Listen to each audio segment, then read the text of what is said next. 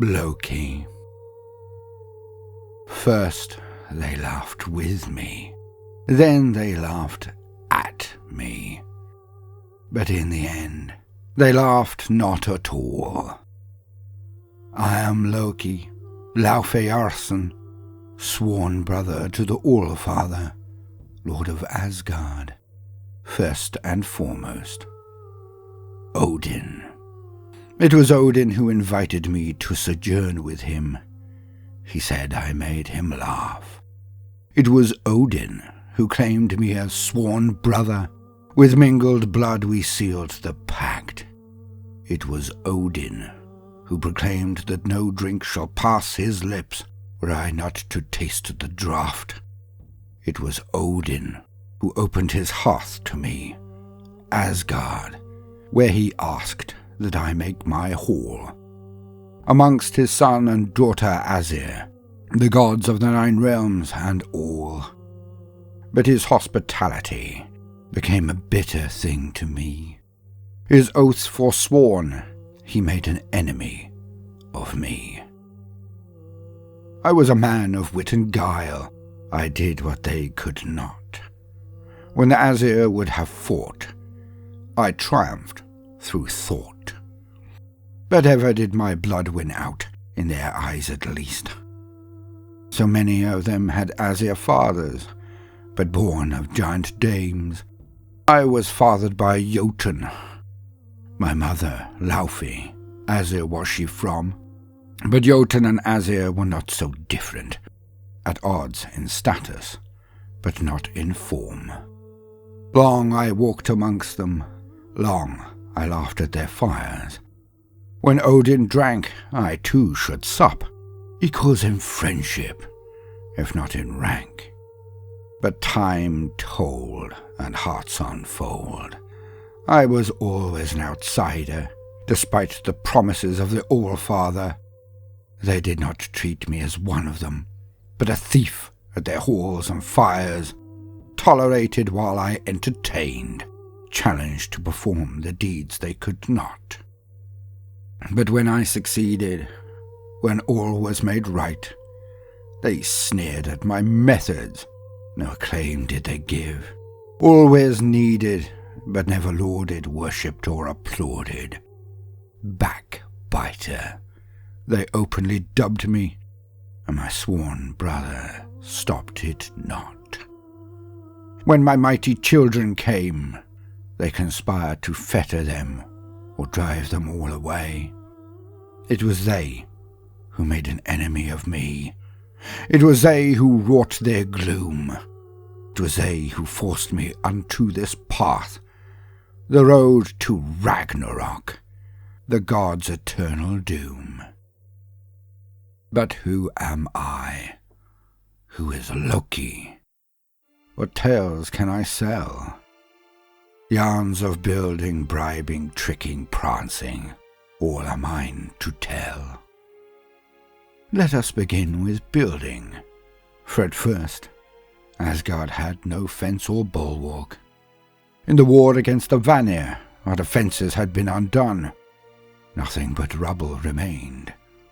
As we were at peace with them, none roused themselves to right the matter. One morn, a travelling builder came to the halls of the Aesir, a giant who gave no name. Before the All-Father, he proclaimed that he could fashion walls as tall as mountains, that none could harm nor breach. And my brother Odin haggled with Jotun and set a handsome price. The giant demanded the sun and the moon, and the hand of a goddess. Nothing else would suffice. But Odin saw the need and greed of the Jotun when he looked on Freya fair. Odin thought himself clever, for he set a rider that the giant smiled to hear. For Odin tasked him to complete this task within an impossible frame. For my part, I heard the giant state 18 months, counted by Odin with a year. And so they clapped hands, and the deal was done. Yet, as the time passed and the mighty structure came up day by day, The fear of all began to build, for the giant moved like the wind. Up and up the walls towered. The schedule to him was like naught, for the giant slept not, and toiled away day by day. Even so, he would not have triumphed in his task, if not for his mighty steed. The stallion, Svaldilfari, brought blocks to him, piled upon a great cart. And the two together would complete their task, with days and months to spare. And Odin looked upon his new walls, and he knew he had been undone. So he called to me, his sworn brother, and asked what none other could do. There the giant toils, there he can almost taste his spoils. Sworn brother, I am cast down. I cannot give the sun and the moon to this Jotun, nor the hand of Freya fair. But nor can I retain my seat, my fatherhood of all, if I renege upon my word. I nor Thor can strike him down, or ever be dubbed as oath-breakers, lowest of all men. We must have wars. He will complete them, but it must be beyond the frame. Can you help me, brother? Can you slow the giant down? And I nodded to my brother sworn, and pondered upon our plight. Then, as ever, I took action to put the matter right. With morning's blazing dawn, the giant was busy building, his steed striding, the work ongoing, never tiring. Yet on this merry morn, I transformed and pranced around before it, my shape that of a comely mare. Before it I danced and neighed. Svaldilfari heard my cries and looked on me with wanting eyes. My scent filled its nostrils, inflamed its loins, and so it bucked and shook off its harness and came at me lust ablaze. I dashed away as far as I could go, ever with Svaldilfari giving chase. I ran and took it far away, but had to keep it there. So we cavorted and rutted until I received word from Odin of the passing of the frame. The giant toiled on, but without his steed he could not best his trial, and when he had finished, the year was over gone. Odin received his walls for free, the giant cheated out of his fee. Not only did the All-Father gain this mighty boon, but also his famous steed. From Svaldilfari I was quickened, and birthed the eight-legged Sleipnir, faster even than Gulfaxi, able to ride on sky and sea. A gift and reminder from me unto he. Did I receive praise or celebration? Did I receive the thanks of all? Nay, just scoffing, pointing and derision from the oath his son, belligerent Thor. Now we come to the fireside again. As Odin, I, and Honir did travel the realms, we grew hungry. Espying a herd of oxen, we took one from the pack and prepared it for our meal. Yet, as the fires burned, the meat of the beast did not. Confused, we set to wonder why it would not. Above us, we saw a form of eagle, but 'twas not a bird, but Thiazi, son of Olvaldi, a giant transformed, taunting us with his own power. We beseeched it to cast off its spell so the meat could cook, but it countered that it first would need our promise to let it have its fill. To this Odin agreed, and down came the eagle and began to feed. Yet gulp by gulp of the meat it did glut itself, until there was little for we gods three. Vexed, as we had been cheated, I raised my stick to buffet the eagle. But as I struck, the stick was then stuck to the hide and feathers of this fraud. He took to the air and took me with him, rising high and sailing far across the skies. I was filled with fright, for I could not let go of the stick, so could not transform. He banked ever lower and threatened me with treetops and mountain sides, until in fear I promised anything he wanted. We landed then, and he transformed, the son of Olvaldi, a mighty Jotun there. He smiled as he gave me his wish, the goddess Idun I would bring to him. When I returned to the fires, the others had gone, so I walked to Asgard alone. There I fulfilled my bargain. I walked to find the goddess Idun. I found her beneath her tree that bore the golden apples of youth. She looked to me and saw that I sneered. She asked me why, and I whispered to her, "Come, Idun, for you must see. There are even greater apples from another tree. I will take you to it, so you can taste them." Idun, shocked and naive, followed me beyond the walls of Asgard. There in the woods, she walked until down swept Thiazi and bore her aloft. I regretted my part, but a bargain is a bargain, and so I returned to Asgard. But without Idun, the tree did not bear fruit. Without them, the Aesir were not proof from time, and all fell to decrepitude, beards whitening, strength ebbing, death calling out to them, who were previously timeless. And soon all looked for the cause of Idun's disappearance. Wise was Odin, and he found me out. I was the last one seen with her. But did he ask me brother to brother? Nay, he let rough Thor beat and constrain me. There, under pain of death, they put me to the question. I could not hold my tongue, and professed my guilt, for they were enraged, and might see me slain. When I had finished, they called for my death, but Odin, as ever, gave me opportunity to make good my misdeed.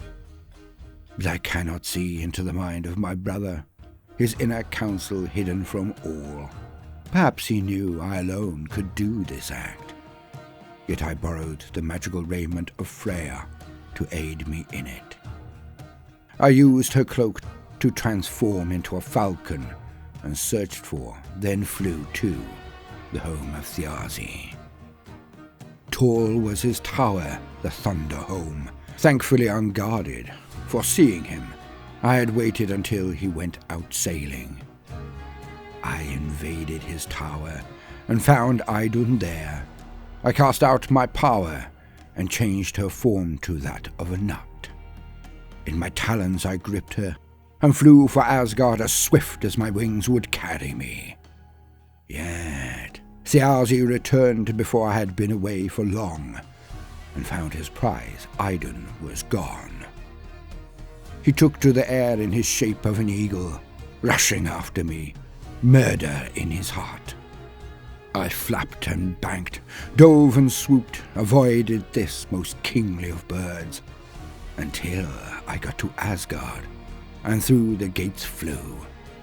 Thiazi followed me, fast as lightning, but there he was undone. The Aesir had created a huge fire there, and Thiazi's wings burned. He crashed to the ground, and there was set upon, the Aesir warriors finishing him. Idun made the great tree whole, and golden apples grew again, replenished and rejuvenated. The Aesir and Odin gave me their clemency. On the morrow, the drama continued, for Thiazi had spawned not just sons, but also a daughter. Skadi was her name.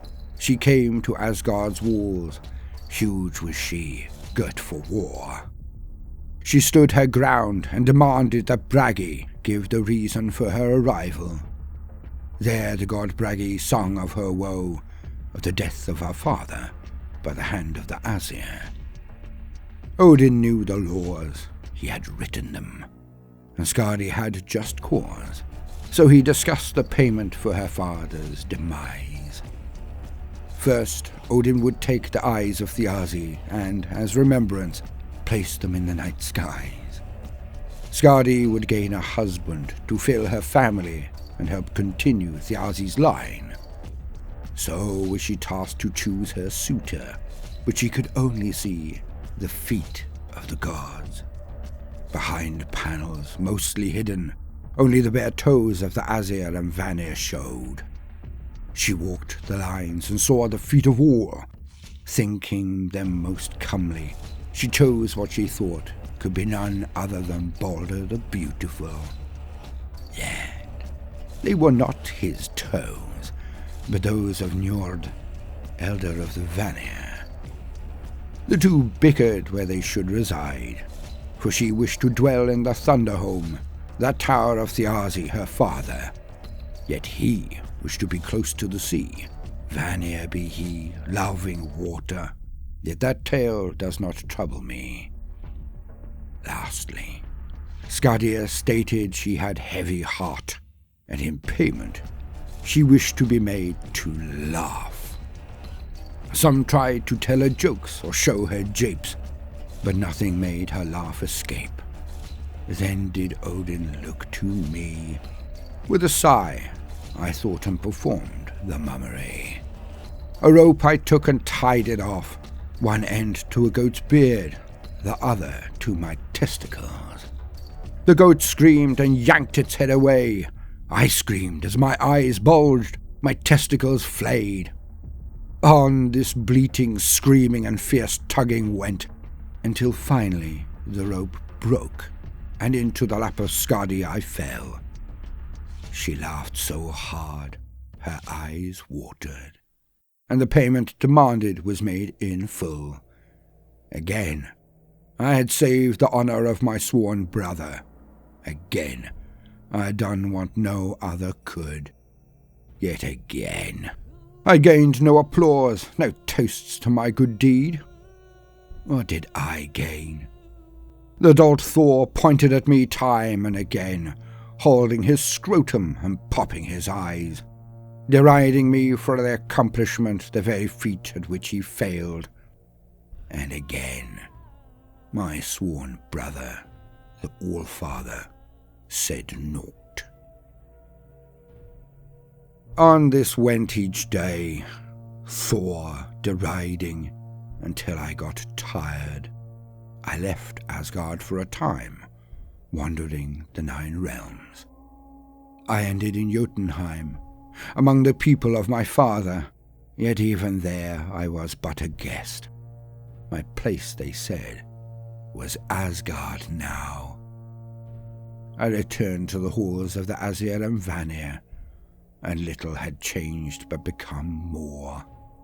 The Lady Sif was now lauded, a shield maiden fair, the envy of all, her locks of hair as thin and bright as hay, and beloved of the mortals and the gods, but most especially the Allfather. Mighty Thor was her husband. Simple, if not entirely stupid, upon seeing me, he returned to the one joke his mind had created. Hence, eyes wide, he cupped his testicles, fell over once more, in mockery of my feat of comedy. Reenacted once too often, all laughed again, but more in deference to he than sport at me. The dullard did not see. Repetition yielded lessened rewards. Thor preened and strutted with his perfect wife in tow, his fiery hair matching to her meadow. Both their locks did glow and flow, and a thought twitched into existence in my mind, how to pop their conceit. how to bring them down a hand or two. I waited until the son of Odin went abroad and hunting. That night I sat atop my hall, lingering until the moon was high. All were abed, and all was calm. I then leapt down and slunk through the night, to the lightning crack. Bilkisnir, the hall of Thor, I crept. Transforming with my usual giant glamours, I climbed the walls as a spider. Through a window I crawled, then across her halls, down through the 500 or more rooms. Finally, I found her bedchamber, snuggled under the doors. Approaching, I now stood as a man again. Sif lay dreaming, her hair shining in the moonlight. I swept out my scissors and got to work. With diligent care, I took every last thread, every last strand. Holding in my mirth, I stepped back to see, and beside her now her golden mane lay. I scooped it all up, every last bit, then transformed again and fled from their halls. Outside I doubled over, laughing so hard I nearly wept. For this was not a little thing, a double insult, a jest for a jest, then one more, to prove I am the best.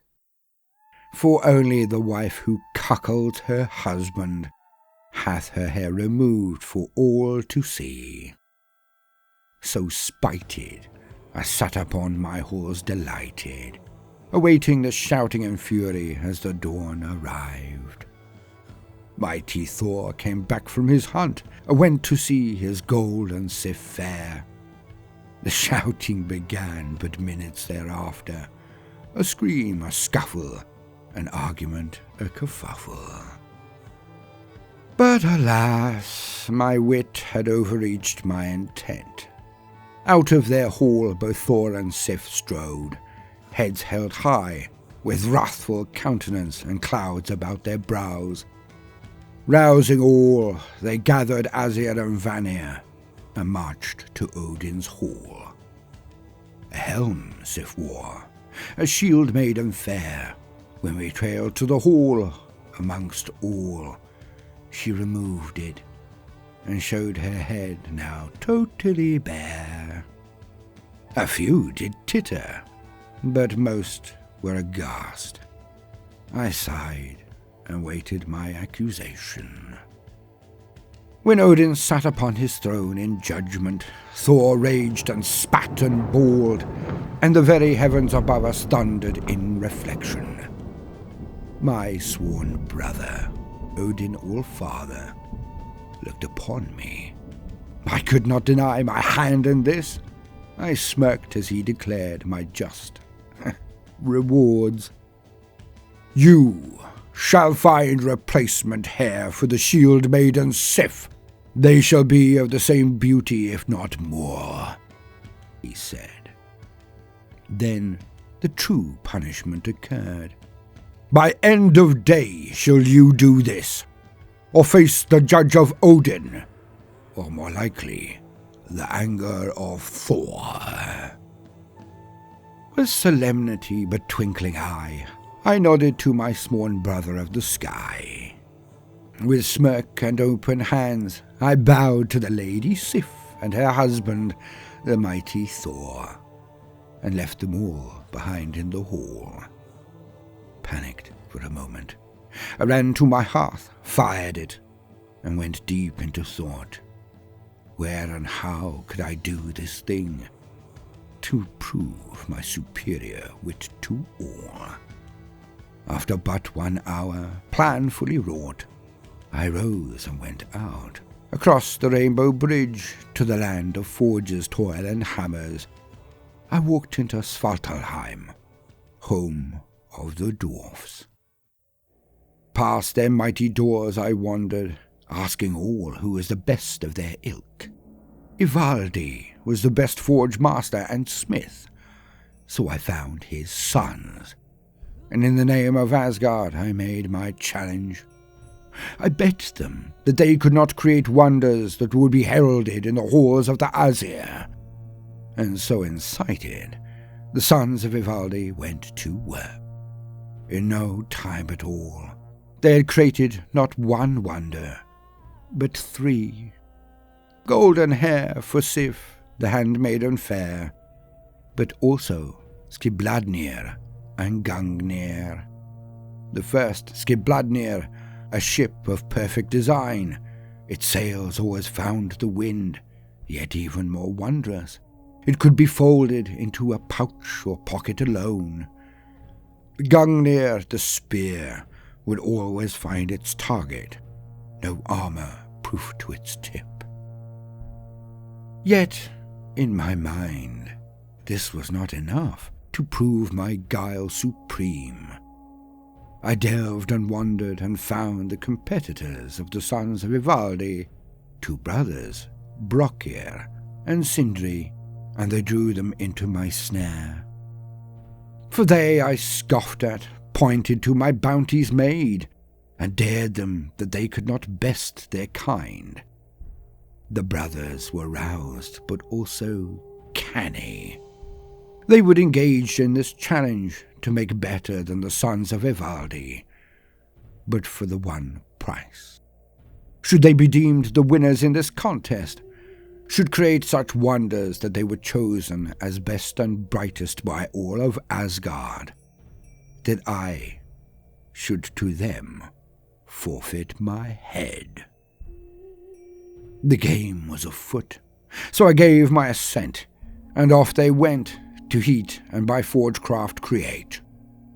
As they worked, I harangued and scoffed at them, yet this did naught to break the concentration. When they had made Galenbursti, I took note. I transformed into a stinging thing, a gnat, and flew about them as their hammers hit anvils.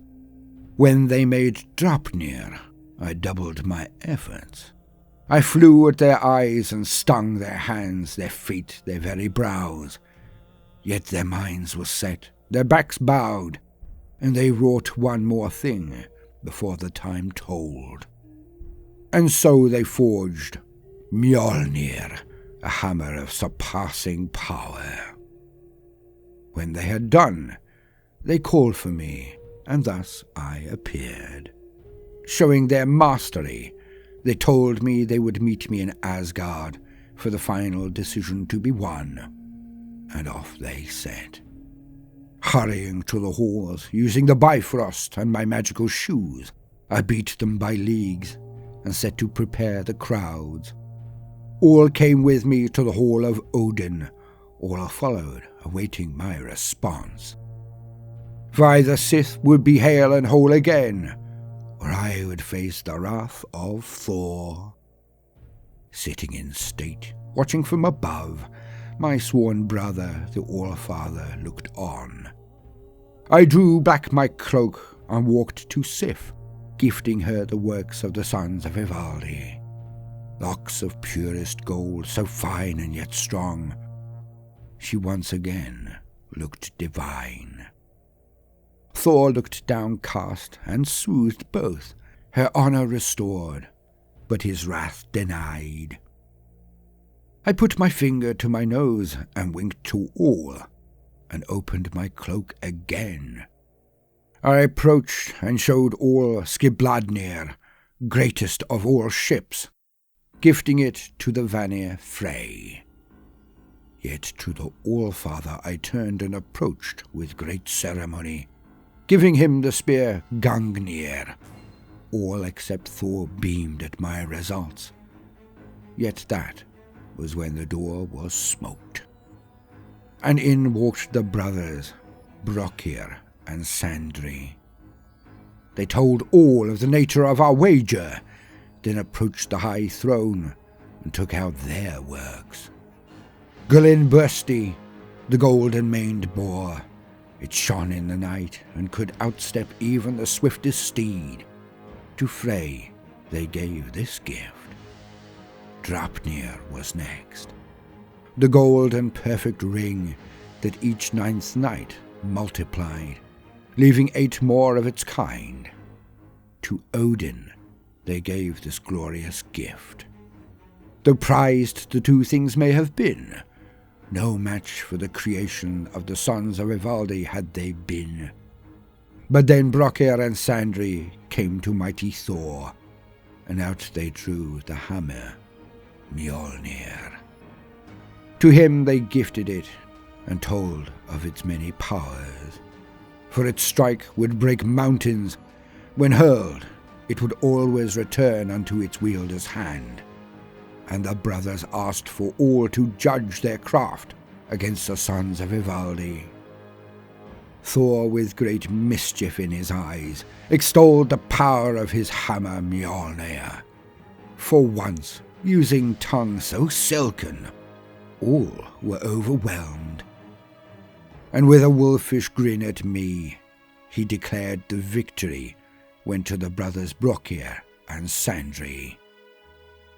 I looked to my sworn brother, glared into his one remaining eye. With twinkle, if not glee, he solemnly swore that Thor had the right of the matter. And the dwarf brothers slyly looked, and drew knives as they came toward me. All looked on, none intervened, as Brokkr and Sandri came for their fee. I stood tall and then bowed before them, pulling down my clothes to show my neck. Throwing back my cloak, pulling down my tunic, I bowed to the dwarves as they approached.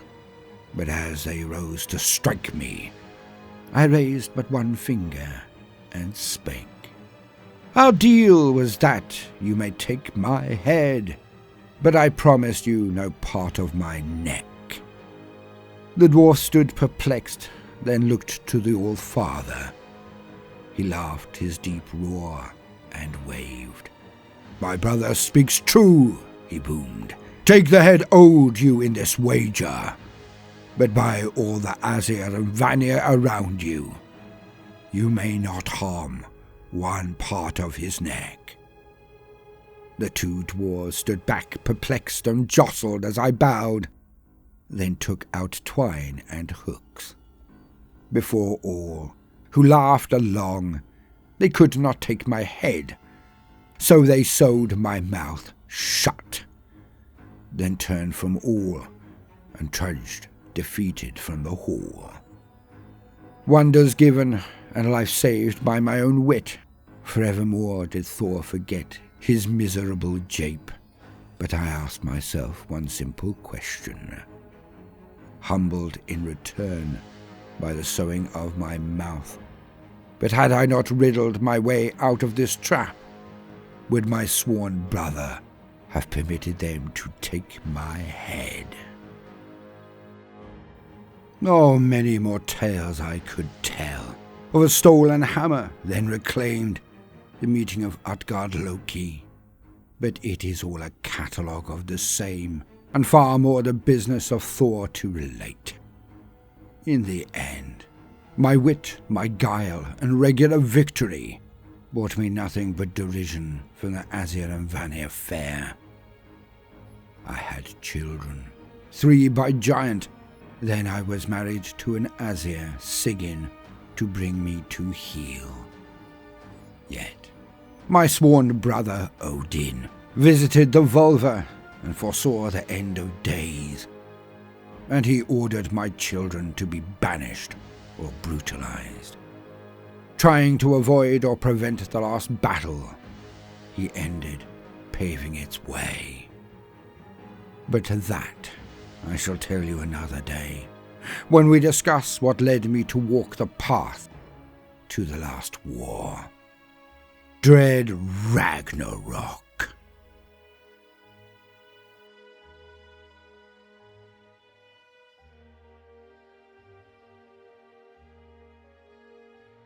Living Mythology videos are brought to you by Voldemort and Lightbringer. If you enjoyed this video, then please consider liking and subscribing, or even sharing it as an offering to the great gods of the algorithm. If you wish to support the channel, then we have a Patreon link in the pinned comment, or do consider giving a one-off super thanks if we have indeed earned your bounty. Until next time, fare thee well and dream amazing dreams.